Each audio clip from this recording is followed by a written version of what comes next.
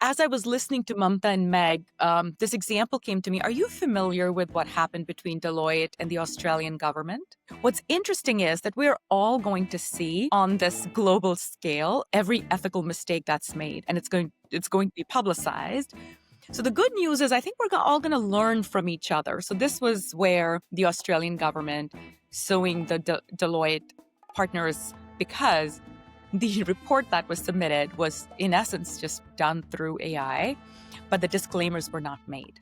And that's really where WAFO policy comes in. So when we say ethics, we always go kind of to the extreme case, but there are these little internal ethical issues. Have we communicated to our employees what is acceptable use of AI? Have we communicated that if you use this is where you can use, this is where you cannot use? This is how you must disclose. And by the way, this needs to be disclosed at the manager level, director level, partner level. Now, the partner needs to decide how does this information go out to our customers. There was an interesting research report that I was sharing with Mamta and Meg, where they talked about the fact, where they've proven, the data has proven now that the AI models are such that you have to have human oversight. They found that when you allowed AI to govern itself, it degraded very fast. And that because it degraded really fast, then the outcomes degraded really fast.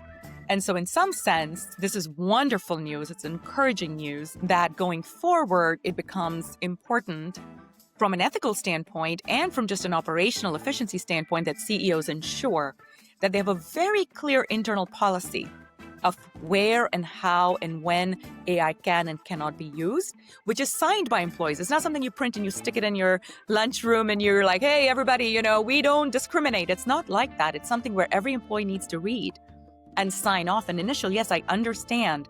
This is where I can use. I understand. These are the disclosures. I understand. This is where I cannot use it. That in itself is an exercise, right? That in itself, when we were together at this event, we spoke to a bunch of VCs as well as CEOs. And what I loved when they did our assessment, our self-survey, the question wasn't what the answers were. The question was, I haven't thought about these questions. Thank you for raising these questions. And so part of our mission is just that. Let us help you think through questions that you have not thought about.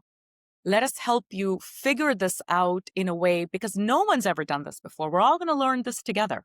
So there's no Absolutely. shaming Deloitte. It's, hey, Deloitte has shown us where the holes are in us. And so that's part of WAFO. We have a newsletter that we want to capture these kind of learnings so we can share with anyone that follows us. Hey, these are the learnings.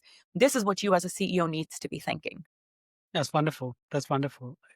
I'm so happy I'm talking to all three of you because you're so right. AI is relatively new to pretty much everyone, and the way the adoption curve is crazy.